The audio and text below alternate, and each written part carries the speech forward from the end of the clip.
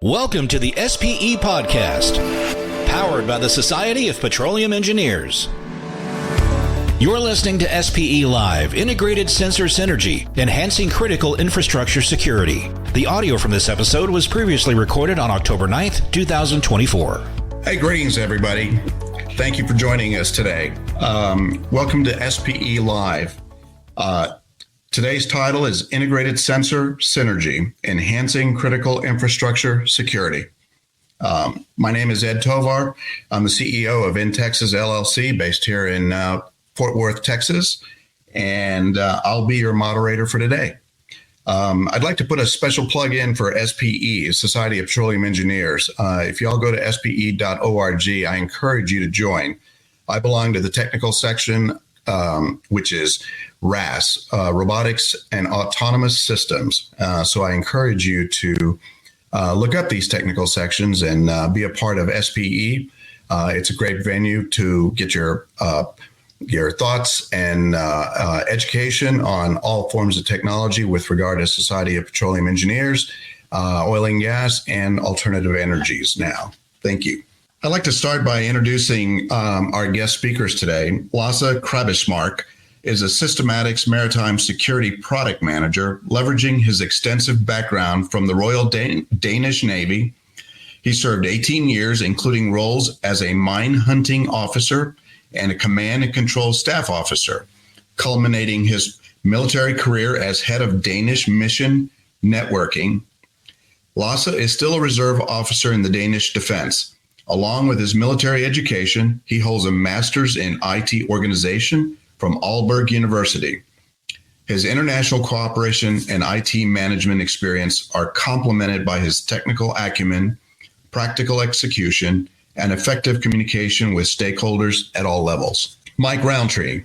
Mike leads Systematics US-based business development team that is engaged in providing the CityWare suite of multi-domain battle management and intelligence software to the Department of Defense and foreign military sales. He previously served 22 years in the United States Marine Corps, where he served at sea, across the globe, and multiple combat deployments as a naval aviator, retiring with over 2,500 flight hours combined in the AV-8B Harrier and the F-35B Joint Strike Fighter. Mike is a graduate of the School of Advanced Warfighting, served as a strategist and operational planner in the Indo-Pacific region, and as the commanding officer of an F-35B fighter squadron forward-based in Iwakuni, Japan. Lasse and Mike are both employees at Systematic, but they're here because of their military backgrounds and commercial experience in understanding the physical and technical environment and integrated systems and sensors. And let me just add to this, the oil and gas industry and energy industry is also wanting much of the same innovative technology, such as artificial intelligence, robotics, and much of this resides in the militaries of a number of U.S. and European countries. This is going to be a good discussion, so I'm looking very much forward to it. So welcome, gentlemen. Thank you, Ed. Thank you very much. Hey, good to see you again, Ed. Likewise. So first question, from your perspective in the aerospace and defense sector, help us understand what the environment looks like for the maritime security and what lessons we may be able to glean from that commercial sector. Thanks, Ed. I'll go ahead and take a stab at this one first. So I'd like to start by framing the environments, kind of the global security environment and some of the associated risk. And, up front, I don't intend to fearmonger, just articulate some of the environment and make the case for why we need to protect our maritime critical infrastructure. So I'll take you big to small. So first and foremost, there is increasing uncertainty in the global commons, with both state and non-state actors. By state actors, I'm really talking about places like the PRC, so peer geopolitical powers, and non-state actors like the Houthis, which are backed by state actors, but still those would be considered non-state actors.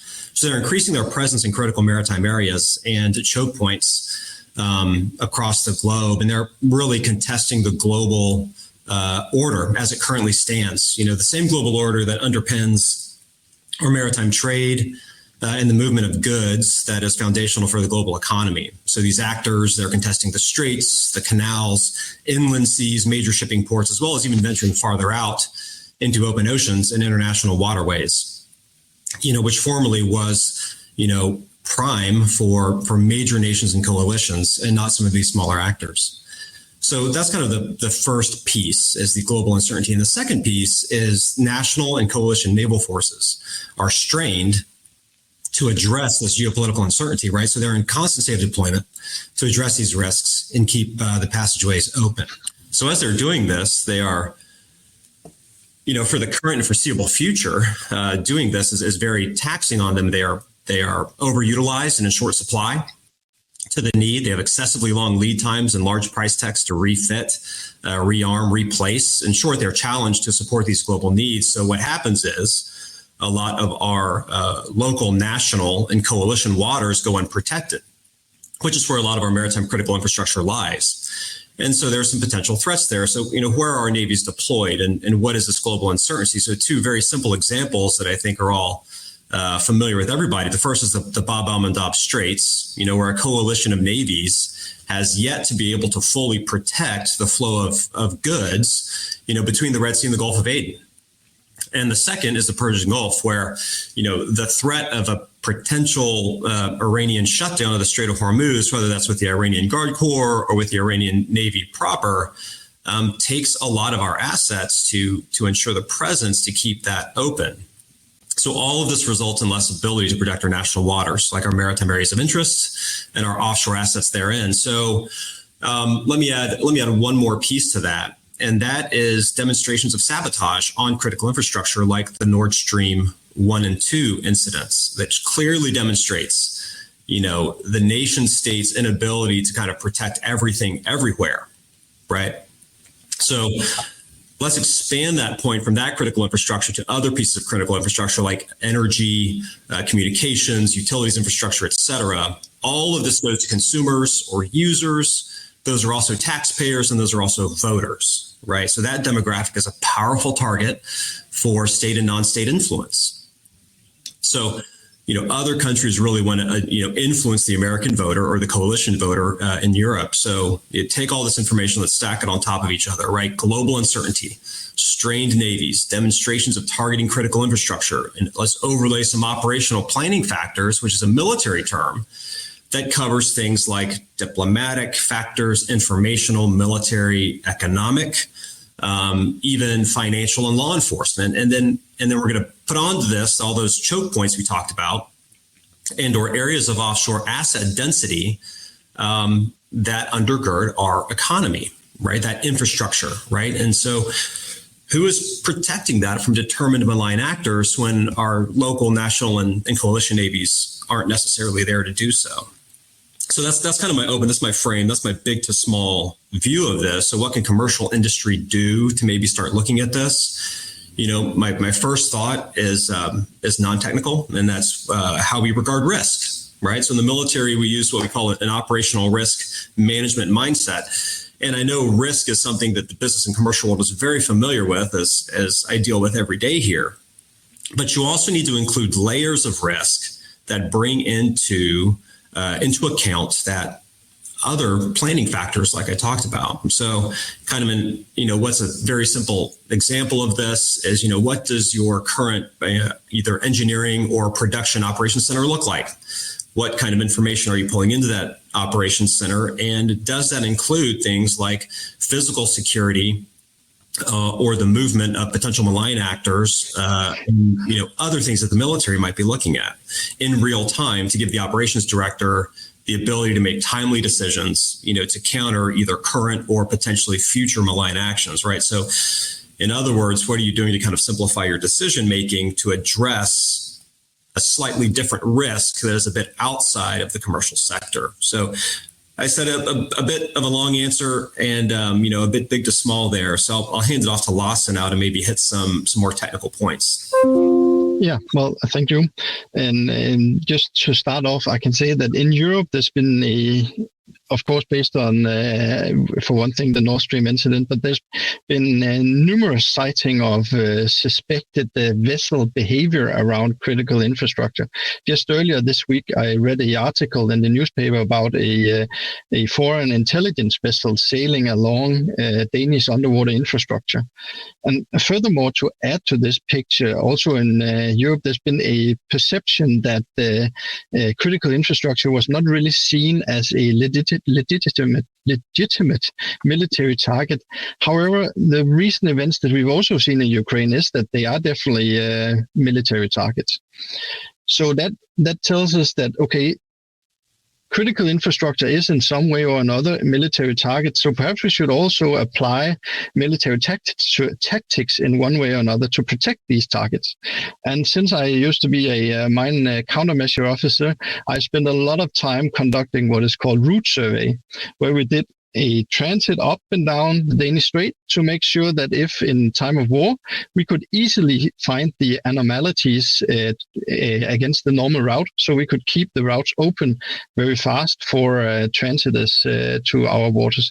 And the same technique could be applied for protecting critical infrastructure, where you can apply route survey to your underwater infrastructure like pipelines, cables, and what have you not.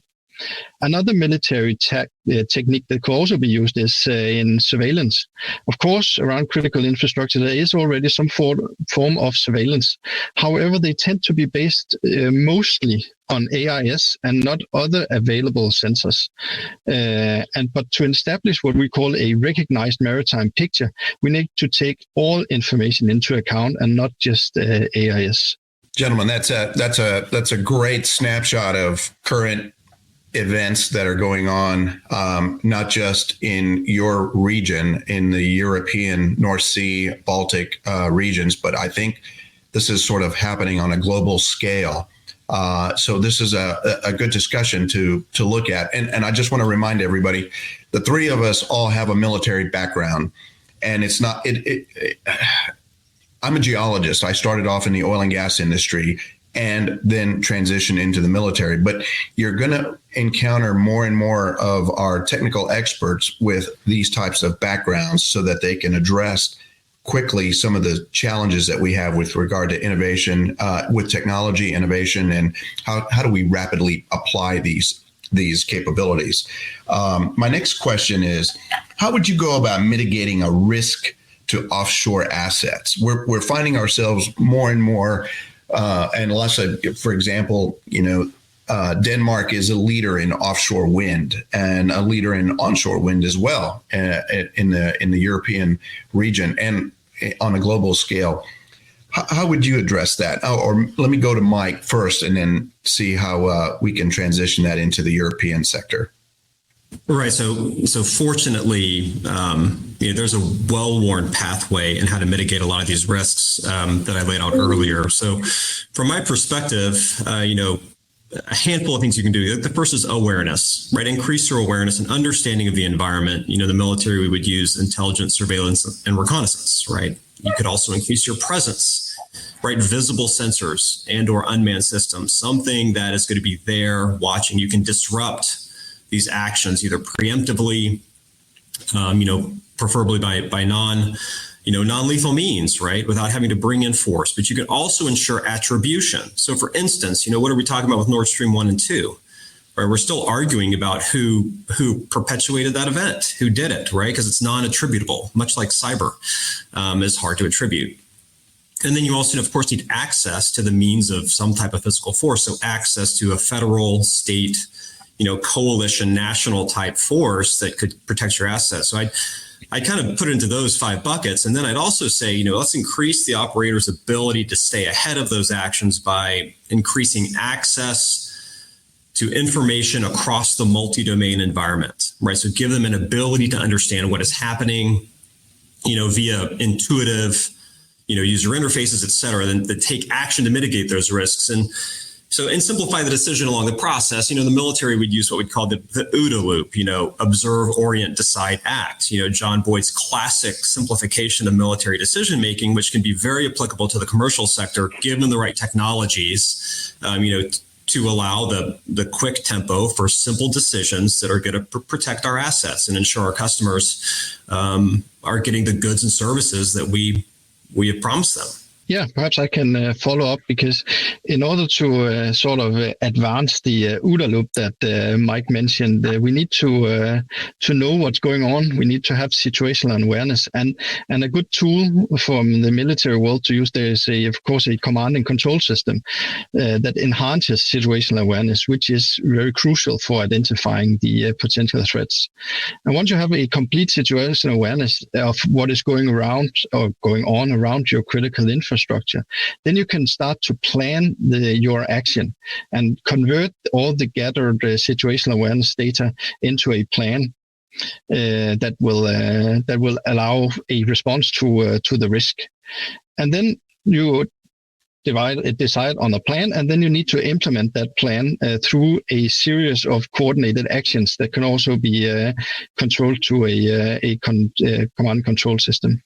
This could be deploying security forces or security personnel. It could be adjusting some operational procedures or some emergency response based on what you are allowed to do in your given situation.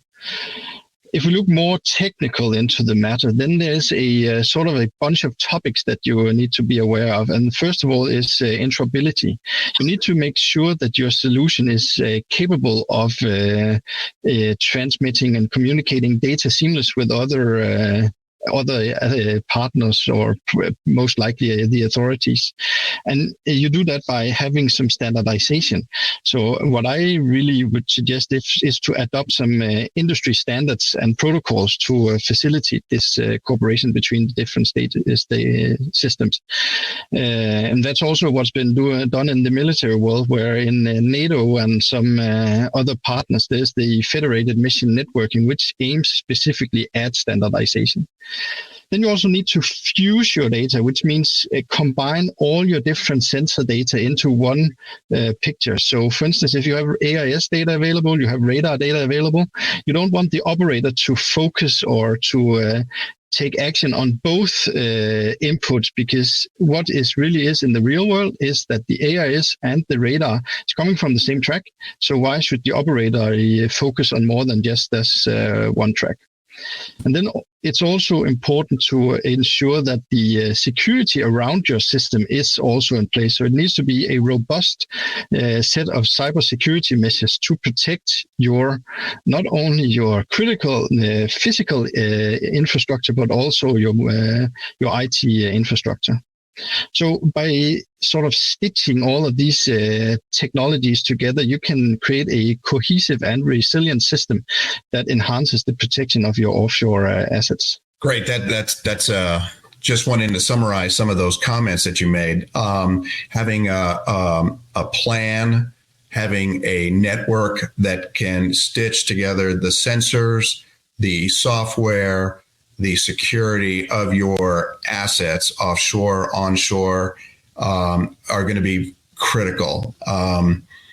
Just whether it's being affected by adverse weather, severe weather, and new adversaries or new players, nation states that now have technology that can collect information or create some sort of obstacle to production of that or movement of that data or energy to nations that they were designed for. So thank you very much. So next question. What do you think are the critical technologies from the aerospace and the defense sector that could apply to offshore oil and gas and the energy industry? Let me take a crack at that one, Ed. I would, because there's so many things that can port from the commercial sector to the defense sector, and then back from the defense sector to the commercial sector. Right. This is a loop that can really reinforce itself in proliferating technologies that potentially could be innovative from one to the other. It just depends, right? So what I'd really like to take a look at more here on the commercial sector is the human in the loop and human out of the loop type of unmanned technologies. For my domains of expertise, I specifically talk about unmanned aerial vehicles. right? And even unmanned surface vessels, with the amount of time I've spent at sea, I'll let Lasse talk about under the water stuff, right? So it's a lot of the unmanned systems that are going all over the place, in the military, doing everything from cargo to sensors to fires, right? And the same with surface vessels on the surface of the ocean. So I'd really take a look at those. I take other multi-domain sensors and platforms, even including space, and try to stitch some of that stuff together. And I'd say that those things are rapidly advancing in the defense sector. It's being driven by a lot of this global uncertainty, right? So the defense is really kind of starting to lead on putting some of these sensors together to build a holistic picture of what's going on out there, and understanding of the environment from which to make a decision, right? So I think you could easily, demilitarize and or repurpose and or refactor for commercial use. And I think some are already doing that, right? And, I was walking around the Offshore Technology Conference this past year, and I saw a lot of things that, were painted gray in a defense industry conference. Now they're painted orange, right? So I like to see that, and I'd like to see more of that. So the idea in the military is you make every you make every platform, everything that's out there a sensor, something that can feed data at the data level into a combined picture, or a common picture that the rest of the force can use. So I'd take that and I'd say make every sensor or make every platform a sensor, make it a data reporter, something that's going to put data into the system, right? And so as everything gains increasing capability and range, load capacity, speed, responsiveness, et cetera, just ensure they are tied into the sensor network via the standards that Lasse was talking about, to provide the added situational awareness you need, so you can leverage it to make better decisions and or protect your critical infrastructure and or, provide one of those things I was talking about earlier to help, deter, malign acts. And I think every day we see new technologies coming out. I think every time I open up the news in all the technical sections of the defense industry, we see new things coming out that could advance this idea in the commercial sector.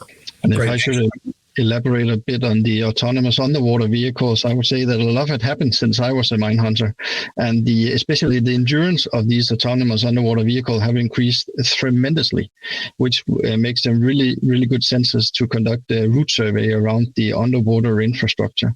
And then there's also a plethora of advanced sensors in general that can be utilized. Of course, the AIS and radar can be utilized, but which are, you could say, the most common one, but also distributed acoustic sensing is coming into play, I would say, where you using the fiber optics on the seabed, you can use that to detect vessels of interest in one way or another. Great. That's thank you for that feedback there. I just want to also add that for those of you that were monitoring the Deepwater Horizon incident in the Gulf of Mexico, I can assure you, in having to coordinate and talk to my Navy counterparts, U.S. Navy counterparts, they had all their autonomous underwater robots monitoring that event, just so that it was a real world event that they could monitor and collect data. And from that point on, the use of autonomous underwater vehicles, surface vessels, sensors, I think just took off. So thank you. The next question I have is, what about integrating and or coordinating with U.S. Government agencies? Is that a factor? Is that something that, or U.S. government agencies, whether in Europe or the U.S., is that something that you've done before? Well, yeah. So as the guy with the American accent here, yeah, I'll say we do that in defense all the time. And I'd say for the commercial sector, especially with energy and offshore platforms, the number one thing you have to do is solve the policy issue. And that is sharing data, right? So if every platform is a sensor or data provider, let's look at all those agencies out there in the Department of Defense, in DHS, like Coast Guard or Customs and Border Patrol. Let's look at NOAA, Department of Transportation, et cetera, et cetera. Let's look at all those data collectors and solve the policy at the data level to share data, right? And let's do that. And let's figure out how to have civil military operations centers where we have combined data that we can all use, we can all access, and help prevent some of these malign acts, right? So let's tie it all together at the policy level too. Great, Mike. Thank you. So why and how is Europe leading in a number of these areas with regard to technology, software, sensors, cybersecurity. Lasse. Yeah, well, first of all, in Europe, we've seen a large rise in suspected events. I could mention some of them, but of course, the big one is Nord Stream. But there's also been others, and that's really what makes us lead on one part. Also, we are increasingly dependent on our maritime critical infrastructure. Last year alone, 19.4 terawatt hours of energy in Denmark was made by offshore wind farms. That's more than half of our production. And if the offshore substation is made unoperational, the delivery time for replacements is between 18 and 36 months. Furthermore, in the European Union, they have created a new directive on the resilience of critical entity aimed at strengthening the resilience of critical infrastructure. And also sensor integration between the Navy or towards the Navy is also something that is being done in Europe. So all this together is a sort of what I would say is why Europe is leading this. Lasse, thank you very much. Mike, also thank you very much. It looks like we're getting close to our final few minutes, and I just wanted to put the message out that if anybody has a question that they'd like to ask, please use our comments area. If we could probably talk about this topic ad infinitum. So again, for all of those that joined us, please, I encourage you to join SPE. Look at your technical sections. There's quite a few of those that can narrow down your interest. Ours, again, is robotics and autonomous systems. So, again, thank you all very much. Any questions right off the bat? May have time for just one or two. If we don't, I did have a comment from Brazil. All these things that we talked about don't reside just in the European domain or the North Sea and the Atlantic. All of these topics can relate to anywhere in the Indo-Pacific region, South America, other parts of the world where energy is being generated or extracted. So I think that we could look forward to having another discussion focused on other areas. But I just wanted to say thank you to the team. Lasse, Mike, any last minute nuggets that you can share with the rest of the community? I can add just a quick blurb. I mean, there's a lot that the SPE can do and help technically consider. I say globally, right? I think just it's important to realize that a lot of the innovation that can occur with technologies that currently exist, right? So you want to know how to disrupt your sector, you can just look to adjacent sectors, right? And the defense industry has a lot of those. We've done a lot of advanced work on this. We track it every day, and we stitch together a lot of disparate signals, standards, protocols together to try to build a better picture and understanding of what we see out there. So I would encourage you to look that way, and like I said, demilitarize, repurpose, and use it for your own purposes, and that way you can start de-risking a little bit of your operations across the globe. And other than that, Ed, I'd just like to say thanks to the SPE and you for the space and time to have this conversation.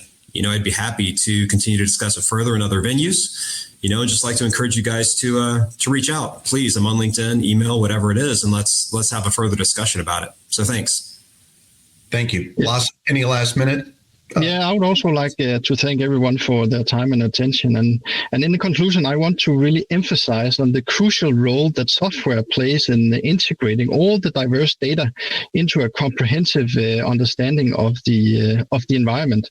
And by leveraging on this advanced technologies and ensuring the integration between all the data systems, you can significantly improve the security of your offshore assets. So, as Mike said, if you are interested in follow-up discussions or anything, please feel free to reach out either on email or LinkedIn. So thank you very much, Ed and Mike. Great. So thank you all very much for joining, and please stay very active on SPE.org and also our SPE Live. That goes on throughout the rest of the year, every month. Thank you all very much. Thanks for listening to the SPE Live podcast. For more content, visit the SPE Energy Stream, the industry's digital pulse, at streaming.spe.org. If you enjoyed today's show, don't forget to subscribe and review. Join us next time on the SPE Live podcast.